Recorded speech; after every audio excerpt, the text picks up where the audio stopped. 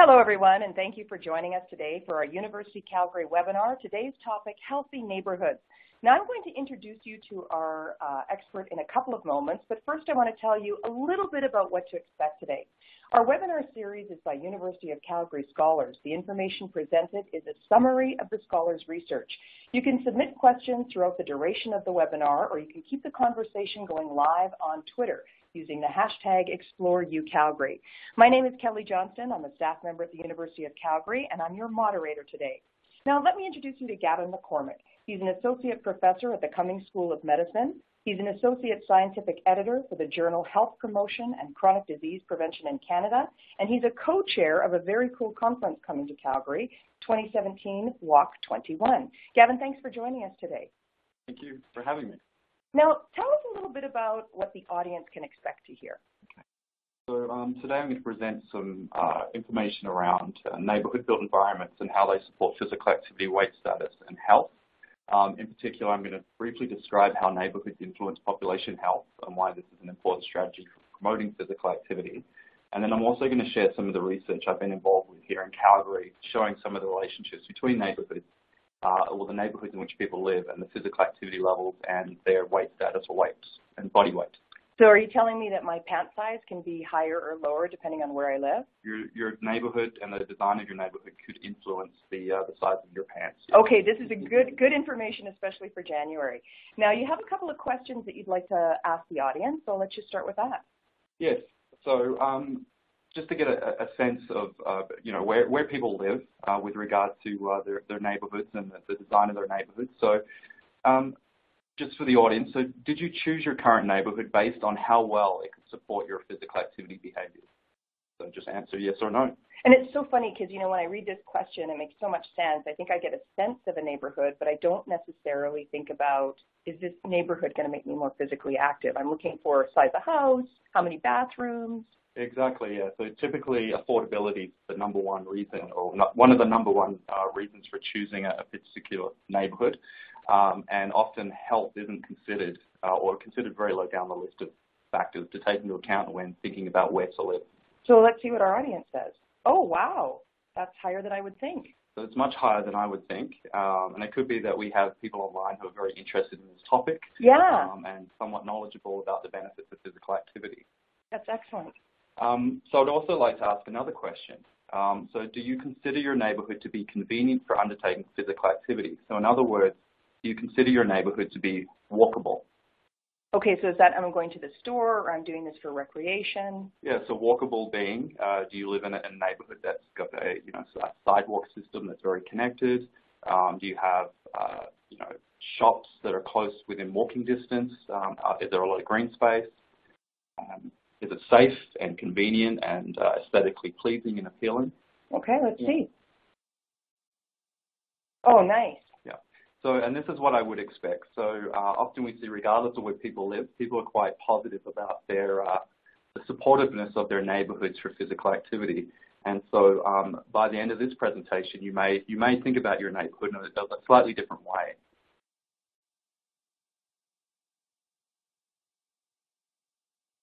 So before I begin, I just want to go over a couple of definitions of terms that I will present a few times or mention a few times during this presentation.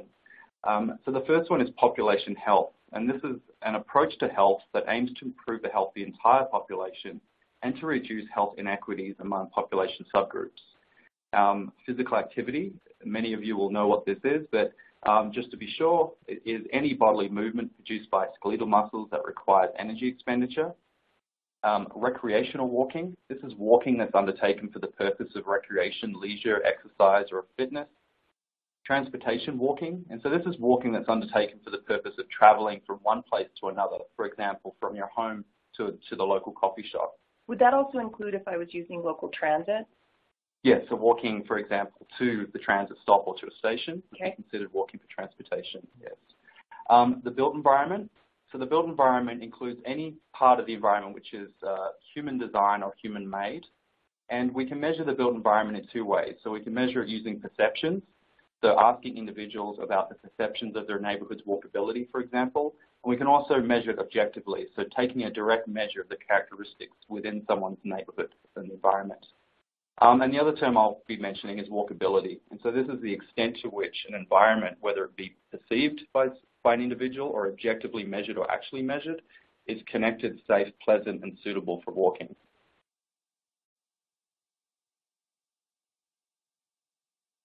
So during the 19th century and the early 20th century, there have been built environment changes within our cities that have led to reductions in infectious disease, and in particular, diseases such as cholera, yellow fever, and tuberculosis. Many of these changes have resulted, for example, in improved waste management, improved water sanitization, the introduction of zoning, so separating residential and noxious land uses such as heavy industrial areas. There's also been improvements in housing and building conditions and design. Well, it's kind of shocking when you look at the data here because, you know, when you look at way back at the turn of the century, I mean, you were dying from things that you really couldn't control, right? And it seems to me when you look at that second graph, the top three, some of those are in our control. So I don't know whether I would say in our control, but certainly the environments in which we live have contributed to these top three, which would be heart disease, cancer, and stroke. All are chronic diseases which certainly the built environment has contributed to, and we'll sort of explain a little bit of that in a second. Sure. So some of the changes to the built environment that we've seen in the past century and a half have encouraged residential mobility, and so this is the movement of people from inner cities out to the outer areas of cities, what we call today as suburbs. And so the expansion of these suburbs increased post-World War II, and they continue to expand today. And this has led to a phenomenon called urban sprawl. And this urban sprawl has been fueled by the rise in the popularity of motor vehicles, but also overzealous zoning practices by urban planners and transportation planners. And there's also been, this has been fueled on by financial incentives, which have encouraged people to purchase single-dwelling houses out in the burbs. Well, it was kind of the dream for a long time for many people, right? It's like, I can't wait to have my house by myself and my piece of land. And well, I think even today it's still many people's dream to have that. Yeah. Rather than living sort of in multi-family dwellings, typically in mid to high density neighbourhoods. So I think the quote by Frank and Savage in 2008 sums up well the predominant way in which cities and neighbourhoods are being planned. So the practice of Euclidean zoning, or the separation of uses, formed in part a basis for what became an auto-dominated single-use landscape. This approach to land development and transportation investment evolved into a highly planned and regulated landscape, and also into what we call sprawl. And so sprawl is clearly seen and observed in cities such as Calgary, but also many North American cities as well. And we know that sprawl has a significant negative impact on health, and in particular with regard to the risk of non-infectious chronic disease. So we know that urban sprawl has an impact on chronic disease via air quality, water quality, mental health, social capital and sense of community. Sprawl has an impact on traffic-related injuries for pedestrians and cyclists. It also has an indirect effect on people's quality of diet, sedentary behaviour, and also physical activity. And the purpose of this talk is to talk a little bit more around built environments and physical activity. So is it just because we're getting in our cars more, the further out we get from those things that are close that we need?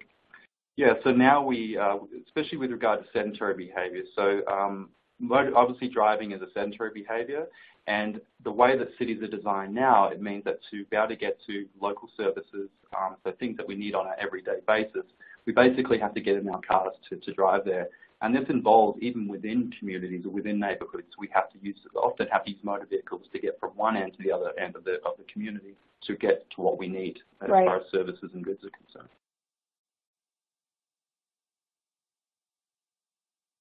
So as many of you know, that physical activity is good for physical and mental well-being.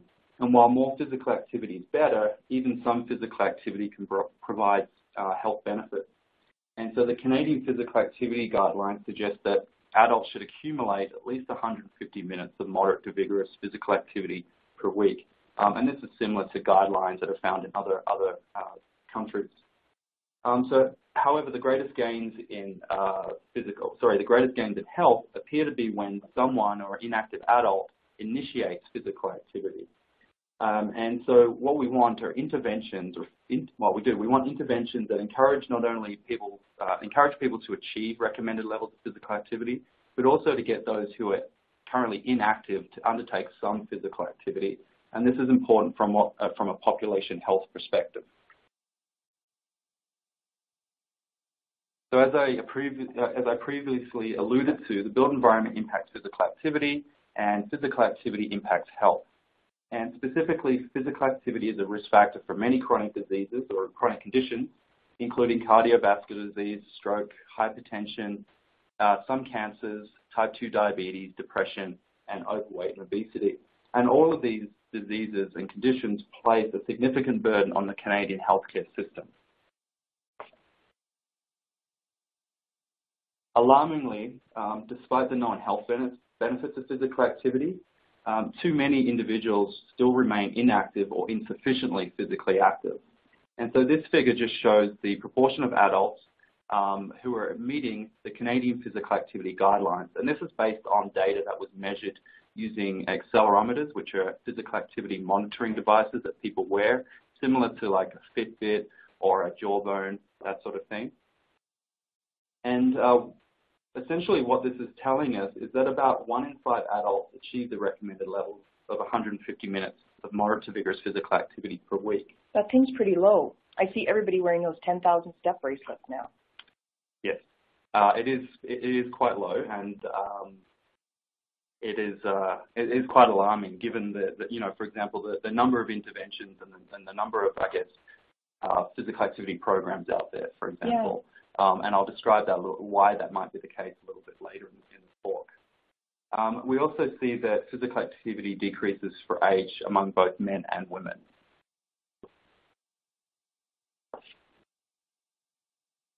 So this figure here just shows the percentage of active and moderately active adults based on their leisure time physical activity. And so this information came from surveys, so it's people's self-reported measures of their behaviour as opposed to the previous slide, which was based on sort of a monitoring device. And so we expect people to overestimate how much physical activity that they do. What we see is that just over half of Canadians are what we would consider active or moderately active enough to get health benefits. Close to about 60% of Albertan adults are considered active. And while this might not seem bad, keep in mind that this means about 40% of the population, or the adult population, is inactive and therefore at risk of chronic conditions. And this is even worse given that we have about 3 million people over the age of 15 in Alberta. And so the magnitude of the number of people who are physically inactive means that large-scale interventions are needed to have a significant impact on physical activity and health. And specifically, interventions that have the potential to impact physical activity at the population level are needed. So what do I mean by population level or population-oriented interventions? Well, we can think of these interventions being on a continuum from those which target populations to those which target individuals. For example, someone hiring a personal trainer or an exercise coach would be considered an individual-oriented intervention. Implementing a policy or a law that allows, for example, a tax rebate for annual expenditures in physical activity-related programs for adults, this would be a population-oriented intervention. And we need both upstream and downstream interventions to improve physical activity. Well, we have a couple of people asking now, like sort of how involved should a government or a municipality be in getting people to be physically active? And I don't know, I'm sure you have a personal opinion about that, but is there any research toward that? So people's views of having government intervene with their health. I think at a certain level, I think that governments are responsible for providing environments which can allow people the choice to live a healthy lifestyle. At the end of the day, it's still the individual's decision whether or not to be physically active. Right. However, I think it is up to governments or municipalities, whatever it might be, to provide opportunities for physical activity and for healthy living. Thank you. So as you've probably gathered, creating, modifying, and developing neighbourhood built environments is considered a population-oriented intervention. And while there are other population-oriented interventions, such as mass media campaigns, tax rebates, incentives, and so on, there is and will be for a long time a demand for neighbourhoods as populations continue to grow. And therefore, there's an opportunity to somewhat engineer physical activity back into people's lives through neighbourhood design. And so creating or modifying the built environment can also be considered a semi-permanent intervention, in that once the infrastructure is built, it typically remains there for a long period of time and has the potential to impact many people over generations. And so this means that the cost of the intervention is spread across the population. Now, somebody's asking about that specifically and wondering if comprehensive upstream policy interventions are cheaper than downstream in the long run. That would be, so that's sort of the hypothesis, is that the cost, I guess, potentially the cost per person is smaller than, say, an individual intervention or individual-oriented intervention.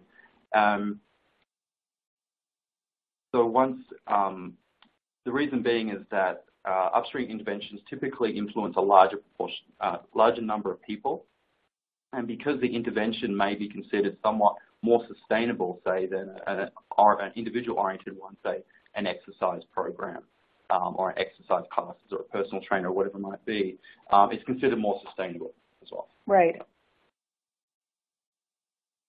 So another reason for improving the built environment as an intervention for increasing physical activity is that often people do not have sufficient motivation or the means to overcome the physical barriers or constraints within their environments. And this is where, for example, policies through government or wherever it might be can help provide opportunities for people to be physically active and reduce some of the barriers to physical activity.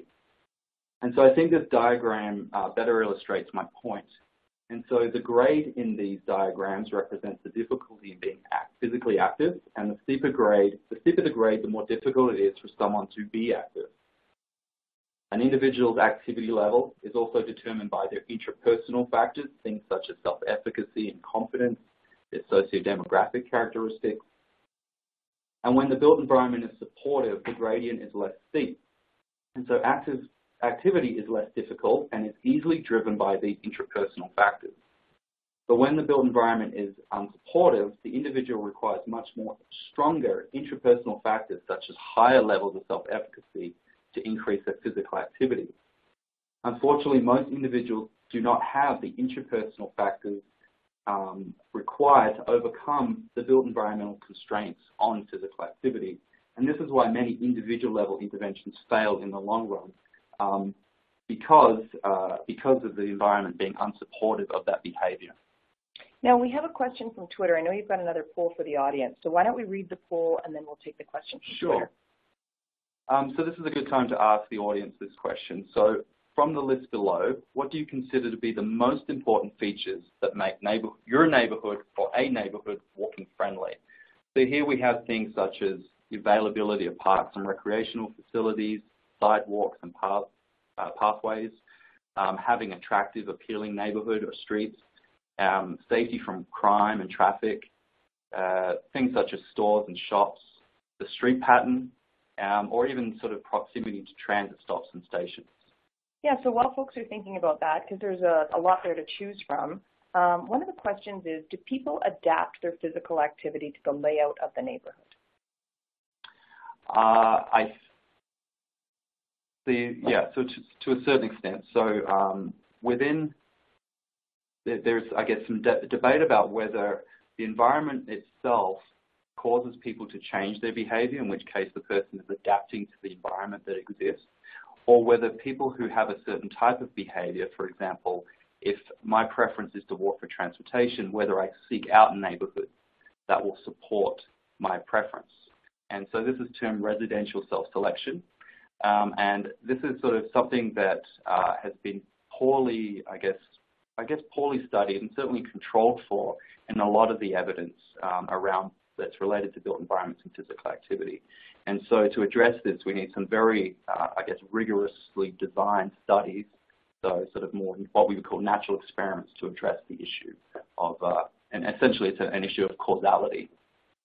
Thank you. Yeah. We have another person commenting and saying, you know, he's hearing a lot in his neighborhood, or he or she, about bars and restaurants coming in. But he's like, I wish I would hear more about my doctor's office, my dentist's office. And so it'll be interesting to see what the poll results are. For sure, yeah. Okay, so there's quite a spread. However, it seems as though, you know, people would consider the availability of sidewalks and pathways being the most important feature of a neighbourhood to make it walking friendly. And certainly sidewalks and pathways are sort of a necessity, particularly if you're in neighbourhoods where streets have high volumes of traffic. Certainly sidewalks are used to connect pedestrian networks and can be used, or they should be used to connect pedestrian networks to and between destinations. Interestingly, I see that having transit stops and stations is considered sort of the least important feature for neighbourhood walking. And I think what you'll see is that, you know, basically if you look at these results and then just try to remember some of the findings and then see if you kind of agree with the poll results when we go through the rest of this presentation.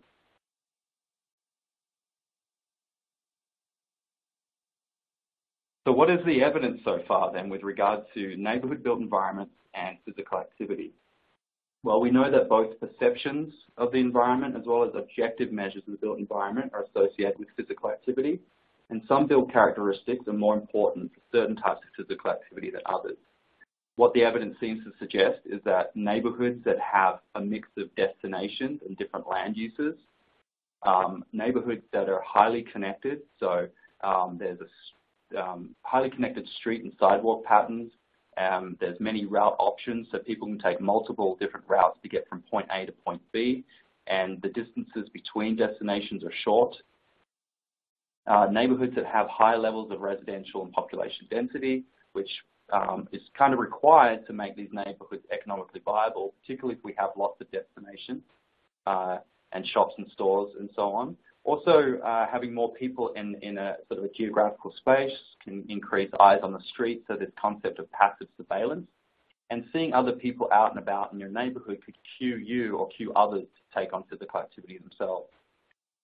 The appeal and aesthetics of a neighbourhood is important for supporting physical activity, making the community or the neighbourhood interesting to walk around, and also pedestrian infrastructure, so sidewalks, having benches to sit on, having signage that help people find their way around neighbourhoods, and then finally having a safe place to walk or to be physically active in. So in relation to both personal safety, so safety from crime, but also safety with regard to traffic.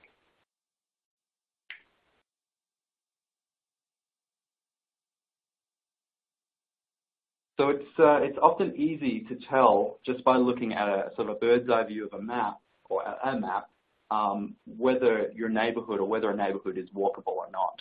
And I think this sort of diagram sort of depicts that.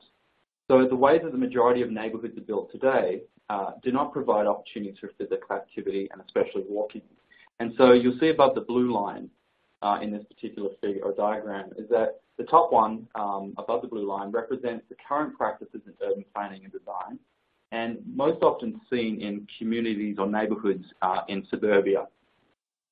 These neighbourhoods, as I mentioned earlier, were mainly built post-World War II, and they are characterised by their segregated land uses, which result in the need to travel further to reach destinations, say from home to the shops.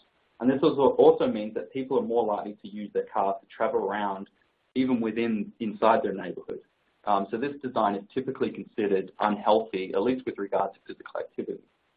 Below the line, this represents the urban planning practices and design practices that were typically used for our neighbourhoods prior to World War II, and these are characterised by the integration or the mixing of land uses, and also the streets in these neighbourhoods are more connected, which make walking a more convenient choice than driving, and so we would consider this a healthier design in regard to physical activity.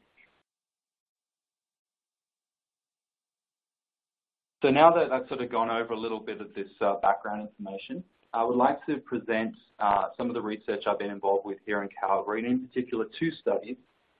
The first of which is the Eco-Euphoria project, And this project's been going on since 2007. And we've published many results from this study. However, I'm just going to present some of the main and most relevant findings in this particular webinar. So for the Eco-Euphoria project, we undertook a telephone survey and spoke to about a random sample of just over 4,400 adults, which included representation from 194 Calgary neighbourhoods. And this study was novel in that we attempted to capture neighbourhood-specific physical activity. And so this is physical activity that people actually do in their neighbourhood. Instead of just asking how much physical activity they do, we want to know exactly what they were doing inside their neighbourhood so that we could relate it to the environment in which they live. We also asked about half of our participants to complete a follow-up postal questionnaire, which captured things such as sense of community, self-reported health, driving behaviour, screen time, so watching television and using computers, but also their perceptions of walkability, as well as their weight status, so their height and weight and their body mass index.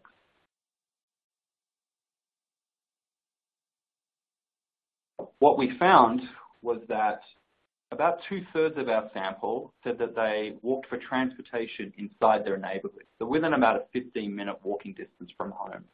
We also found that about 3/4 of our sample said that they undertook walking for recreation, leisure, or fitness inside the neighbourhood. And so there was about 1/3 of our sample that reported walking for transportation and walking for recreation outside their neighbourhood.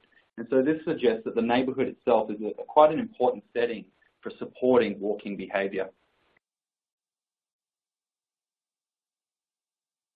However, we didn't want to just leave it there. We wanted to know whether the design of the environment or the built environment within people's neighbourhoods also had an impact on their walking behaviour and their choice of walking. And so during surveys, we collected information about postal code, which we then used to map someone's household or the participant's household. And then we drew this, this shape, or what we would call a polygon, around each person's home. And this is referred to as a walk shed. And essentially what this is the individual's own neighbourhood. And so once we drew this walk shed, we then wanted to overlay some built characteristics around that. The things that we knew that were associated or have been associated with physical activity in other studies. So things such as stores and businesses, the amount of sidewalk that they had, bus stops, the different types of parks and recreational facilities, the population density, the proportion of green space, and also pathways and cycleways.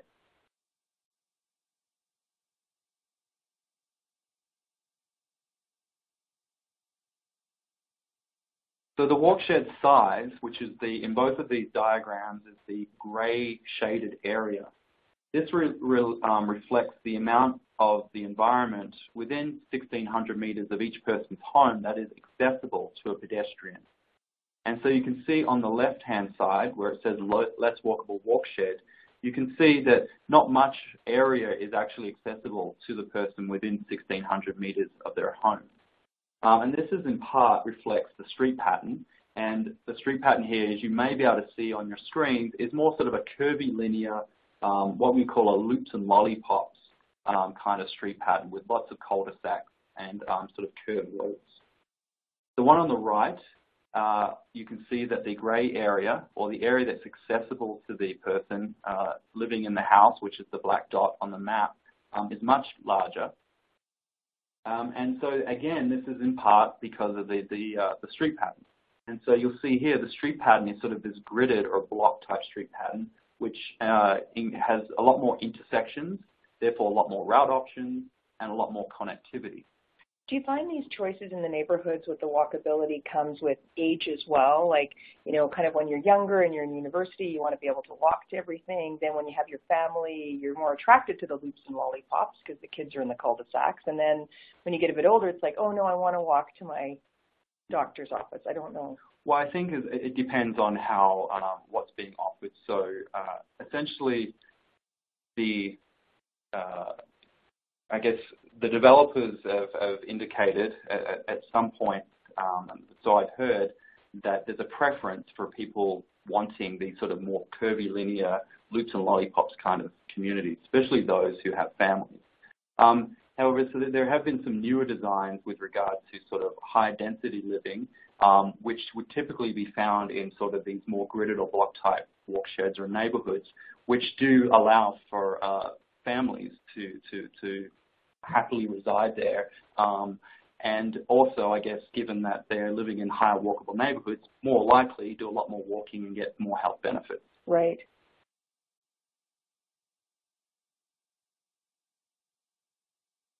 So basically, once we had our walk sheds and we had our 9 different built characteristics that we were interested in, we needed to do something with that information. And so what we did, we combined the 9 built characteristics, and we tried to look for neighbourhoods that had some common characteristics in within the Calgary context. And so what we found was that there are basically 3 types of neighbourhood in Calgary, and we labelled these as low, medium, and high walkable. And so you can see here, so our high walkable neighbourhoods were those who had the biggest walkshed areas, so much more connected as far as for pedestrians. They had the highest number of stores and businesses. They had the highest number of bus stops, as well as the highest population density and the largest amount of pathways and cycleways. And so this is compared, for example, to the low walkable neighbourhoods, who had the smallest walksheds, so the least connected for pedestrians. They had fewer stores and fewer bus stops. They also had less of a mix of recreational destinations, less sidewalks, and however, they did have a larger mix of park types and also more neighbourhood area as green space. And we just have a question about the research that you did, and just a question from our audience on, was the walkable walkshed based on able-bodied people, or were people with disabilities included as well? No, so it was based on, I guess, the more on able-bodied. So the 1.6 kilometre walkshed was based on the distance that the average, I guess, adult could walk within a 10 to 15 minute time period. Okay. Yeah. And another question about the research, how does it compare to the walk score criteria? Is there, can you speak to that? Yeah, so we do have walk score in our data, and we have looked at it in relation to our measures of walkability in these 3 neighbourhood types. And walk score is higher on average in the high walkable neighbourhoods versus the low walkable neighbourhoods based on our definition of low and high walkability. Yep. Thanks. And so here we see, this is a map showing the distribution of the low, medium, and high walkable neighbourhoods in Calgary. And you can see that the most walkable neighbourhoods are those that are located closest to the city core, so in that brown. And then the least walkable neighbourhoods are located in the city periphery, so out in the suburbs. And so this is what we would have expected to see in Calgary. And is that typical in most cities? Is it the core versus the suburbs, or have some cities done a good job of having that combination? So it depends on where you look. So certainly in North America, this is a common pattern for cities where typically the higher walkable neighbourhoods are in the sort of more the core of the cities, whereas the less walkable neighbourhoods are considered are more found in the suburban areas. You may see a little bit of a difference in, say, European countries, where typically the cities are much more walkable, and so it really is specific to the country as well. Okay. Yeah. So we looked at the relationships between the built character, so the neighbourhood walkability, and whether people said they reported any neighbourhood-based walking in their neighbourhood-based walking. What we found was that people who lived in medium and high walkable neighbourhoods were much more likely to report participating in any walking for transportation versus those who lived in low walkable neighbourhoods. We also found that there were no differences in participation in recreational walking between those who lived in low, medium, and high walkable neighbourhoods. We were also interested in the associations between neighbourhood walkability and the number of minutes that people undertook for neighbourhood-based walking. And what we found was that people who lived in high walkable neighbourhoods did almost 30 minutes more per week of transportation walking compared to those who lived in low walkable neighbourhoods. And so this is quite a significant amount with regard to potential health benefits. We also found that people living in medium and high walkable neighbourhoods did about 12 to 15 minutes more of recreational walking compared to those who lived in low walkable neighbourhoods. Again, a significant amount with regard to health. We have a couple people asking about those integrated neighborhoods, and they're mentioning that it's, they include things like light factories and workshops. So they're just wondering, is that really doable in today's society? Like, are we prepared to have businesses right beside our houses? Yeah, of course, there's going to be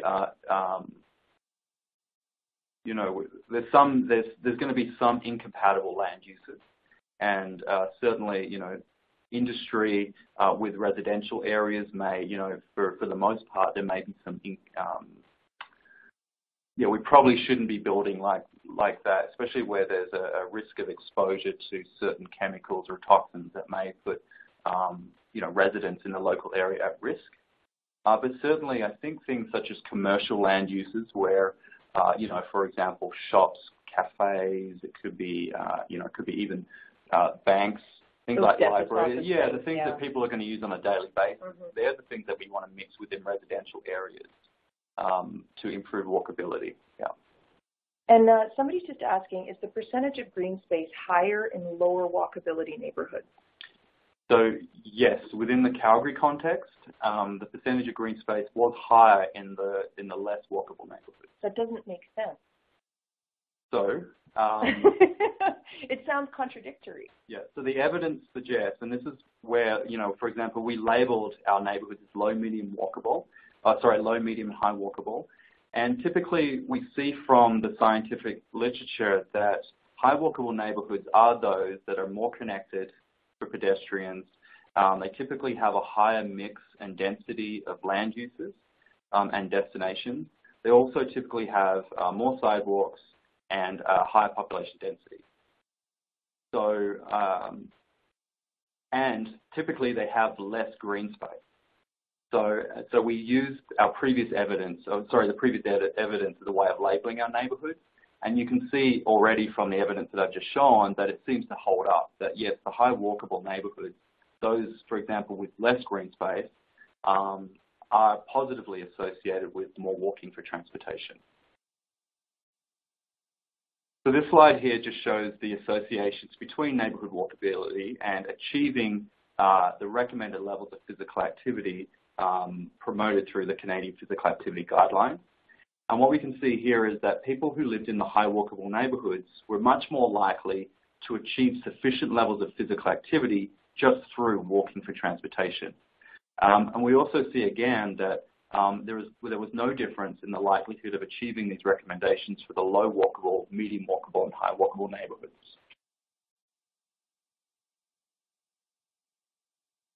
So as I mentioned earlier, we also collected participants' perceptions about their neighbourhood's supportiveness for walking or physical activity.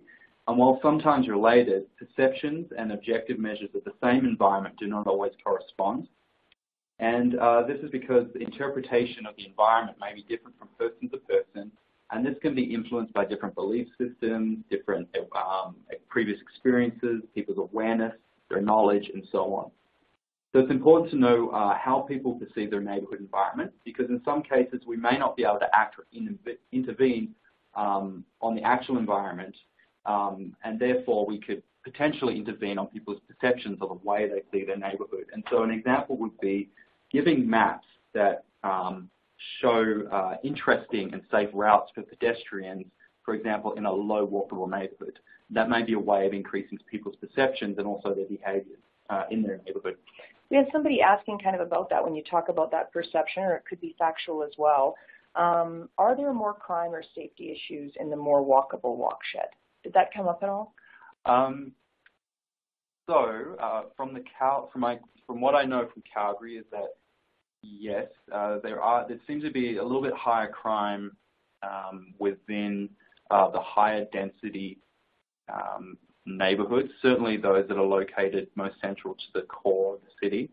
That said, the crimes they're more sort of, they're not violent crimes, they're more crimes to property, that sort of thing, graffiti, sort of more the incivilities. Okay. Yeah. Yeah.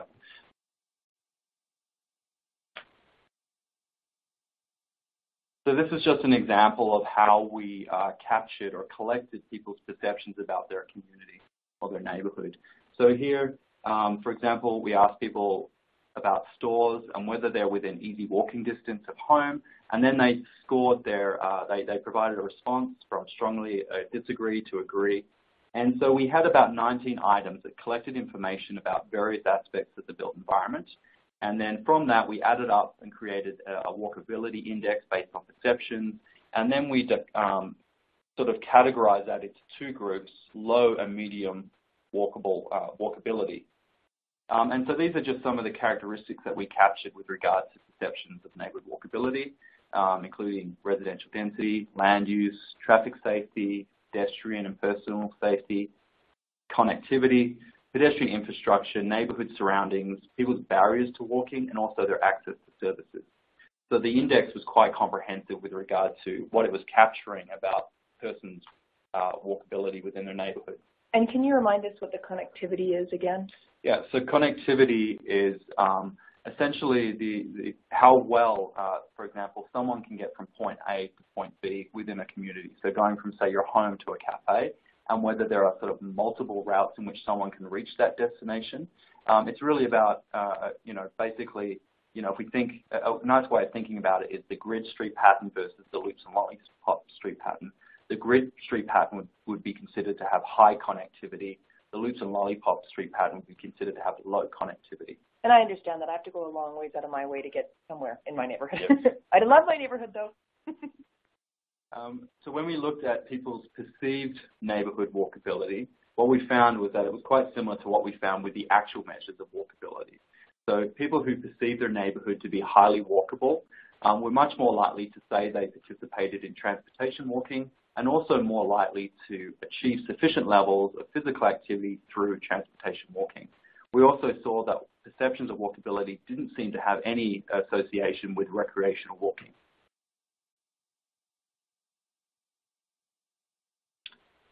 So we're also interested in the specific built characteristics that might be associated with different types of physical activity. And this is because improving walkability on a grand scale is not always economically feasible or desirable. So you can think of this as, taking a low walkable neighborhood which is established and, basically flattening it and rebuilding it to make it into sort of a gold standard high walkable neighborhood. Just really isn't that feasible. We also wanted to identify built characteristics that were most amenable to with the biggest impact on physical activity. And we also wanted to better understand the winners and losers. So for example, will increasing built support for one behavior, say walking, reduce the supportiveness for another behavior? So what is the net effect of changes to the built environment on physical activity? So here we found that we took our walkability measure and we sort of broke it up into individual characteristics. And so what we found was that intersections, business locations, the mix of recreational destinations, sidewalks, paths and cycleways, and green space were associated with walking for transport, walking for recreation, moderate physical activity, and vigorous physical activity. So suggesting that different characteristics are associated with different physical activity behaviors. We were also interested in whether different characteristics were associated with the amount of minutes that people participated in these different physical activities. And we found something similar, in which case where individual characteristics were associated with the time spent in these different physical activities. But what was quite important here was the total physical activity, which you'll see on your screen in green. What this is telling us is that for every 1 unit increase in business locations, which the 1 unit would be considered a standard deviation, we see that total physical activity in the neighborhood increased by 25 minutes. And then we also see for sidewalks, a 1 unit increase in sidewalks was associated with about an 18-minute per week increase in total physical activity inside the neighborhood. And again, this has quite significant implications with regard to population health and health benefits. Yeah, that's a dramatic increase. Yeah.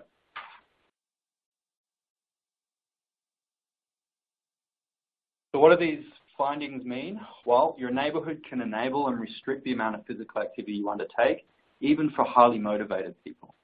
But we do know that some characteristics may be more important for some types of physical activity than others. Neighbourhoods that have many destinations, well-connected pedestrian networks, sidewalks, has great access to transit stops and pathways and cycleways, have the potential to encourage high levels of physical activity, and in particular through walking for transportation. I guess the take-home message from these findings would be that in general, suburban neighbourhoods appear to be less supportive of physical activity than non-suburban neighbourhoods.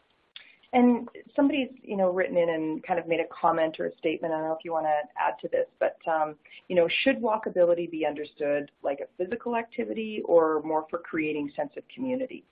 Because some people don't leave their house if we're not walking around or not knowing what's in our neighborhood, right? Yeah.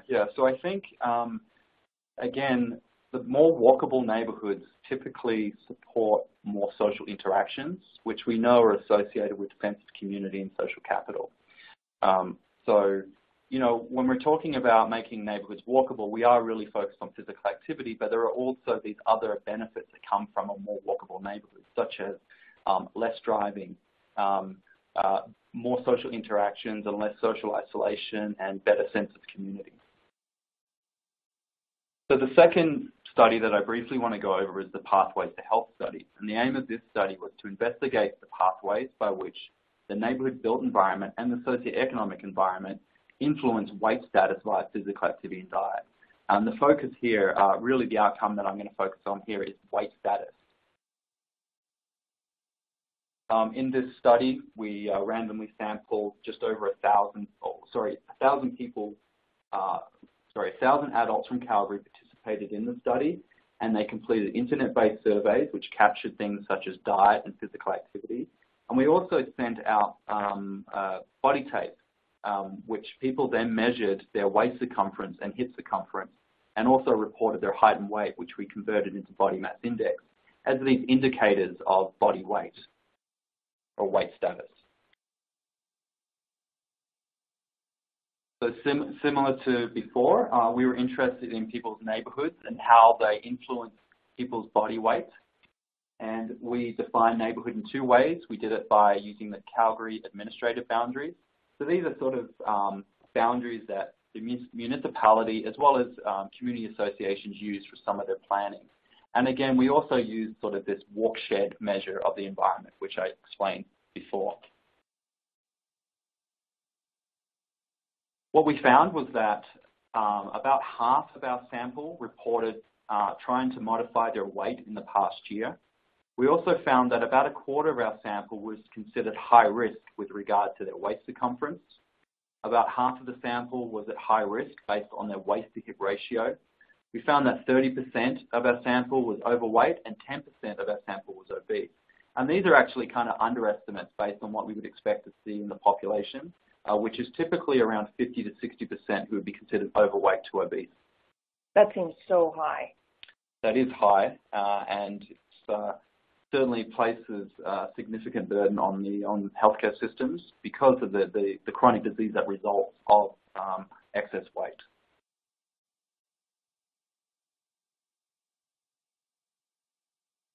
So we looked at the relationships between neighborhood characteristics and these risks of weight status, or the high risk of adverse weight status. What we found was that, and here we linked our walkshed to walk score, and what we found was that people residing in neighborhoods with higher walk scores were less likely to have high risk waist circumference and BMI. We also found that people who lived in higher socioeconomic status neighborhoods were less likely to have high risk waist circumference, waist to hip ratio, and BMI.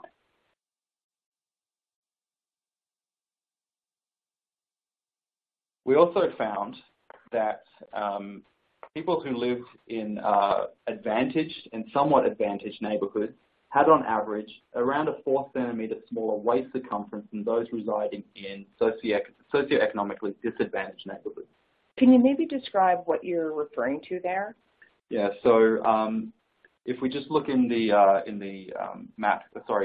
table here and focusing on socioeconomic status, you can see the values here where it says negative 4.73 and negative 4.17. So these refer to the differences in waist circumference and body mass index in comparison to those living in the disadvantaged neighborhoods. And when you speak to a disadvantaged neighborhood, what does that describe?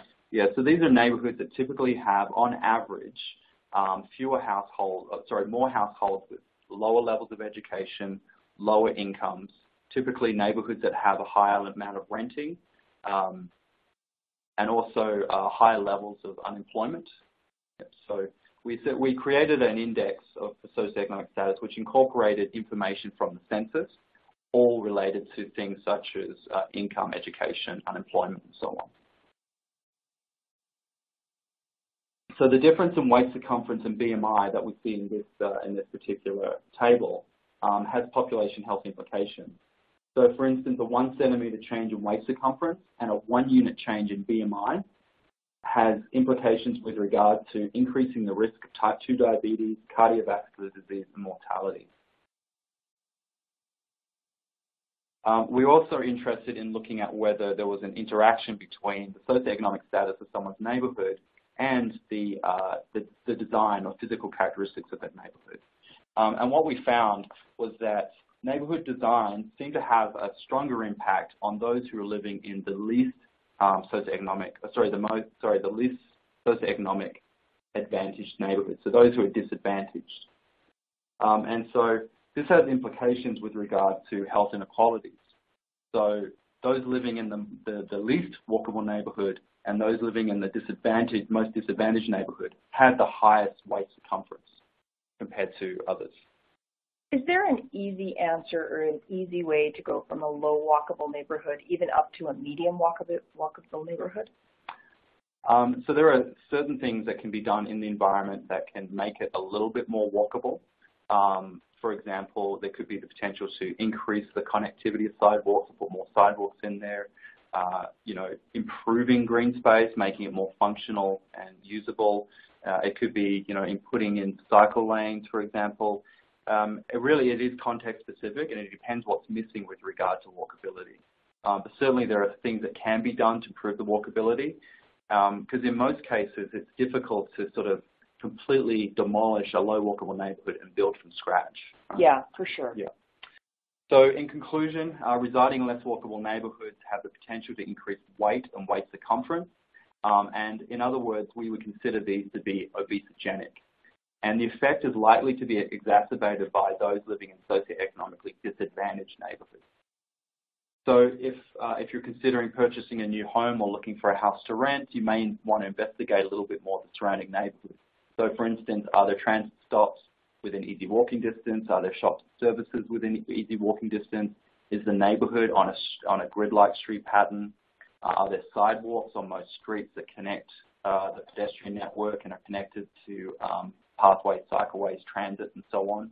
And you may also want to consider checking Walk Score, which I've mentioned before, but is a publicly available score that is a measure of walkability, and essentially you can just put in the postcode and it will give you a walk score. And so anything up to, it goes from 0 to 100, so the higher the score, the more walkable that area is. We had somebody writing in from Twitter just asking, suburban neighborhoods with better services, is that enough for health? Is it really about the grid or about the services? It would be a combination of both, and I would argue that in order to have services there, you would need a sufficient population density, and in order to have the density, you need a certain type of street pattern, and that would be a grid street pattern. If you're residing already in a low walkable neighborhood, then you may want to, for example, increase your awareness about the characteristics that are available in that neighborhood that could support your physical activity. So, are there parks that may help you be more active? Maybe identify the shortest routes between your house and other destinations and transit. You may want to approach community associations and municipalities and advocacy groups to try to make changes in your environment to make it more walkable. You may wish to look at opportunities to be physically active, such as local walking groups, community exercise classes, and identify physical activities that could be best supported by the existing infrastructure. So, for example, if there's cycling lanes, maybe you want to try out cycling. If there's walking lane, if there's sidewalks, maybe walking is one of the better options to try out. But essentially, you do want to make health an important consideration when choosing a neighborhood. And so the take-home message here is that you can't make positive choices for the rest of your life without an environment that makes those choices easy, natural, and enjoyable. So make sure you choose your neighborhood wisely. Well, I think that we need more real estate people in the room for that. Yeah. But it is interesting because it hasn't been a factor for me before. I definitely go for a sense of a neighborhood, and I think you bring up a lot of important points that it needs to be on that list. Mm-hmm, mm-hmm. Well, I think often, when neighborhoods are being advertised, for example, the focus really is on sense of community, convenience to downtown, and that sort of thing, and access to open space. But often the effect of that neighborhood on health is undersold. Right. Yeah. Right. Okay, well, thank you so much for your time today, Gavin. I mean, this was absolutely excellent. We have one more webinar coming up in our series, and then more to come soon. So keep an eye on our webinars. Pets, People, and Urban Places is on January 26th. And Gavin, you wanted to give a plug for Walk 21. Yes, so Walk 21, which is September 19 to 22 of 2017. This is a conference, it's an international conference, which focuses on walking, as the name as you would expect. Yeah. I think it's the third time it's been held in a Canadian city. And it's particularly important for being held in Calgary, because Calgary is sort of this up-and-coming modern city that's really focused on trying to make neighbourhoods and communities more walkable and livable. The call for contributions is open, so we're looking for anyone that's interested in presenting abstracts or presenting at the conference. So you may want to look at the, I have the website here. So if you go to www.ucalgary.ca/walk21 Calgary / that will take you to the information page for the conference. Hey, and while you're on the website, I think you should check out more of our webinars. We have lots of researchers like Gavin that are doing some amazing things to improve our life. And you can download ebooks, you can watch videos on their research, and that's at ucalgary.ca/explore/collections. And if you have an idea for us, please feel free to pop us an email, and you can send that to, help me out here, I can't remember, exploreUCalgary@ucalgary.ca. Thank you to Andrew, one of our producers, for that. I missed my notes here, and I apologize. So, Gavin, thank you again for being with us today. A lot of important research underway, and we really appreciate your time. Okay, thank you.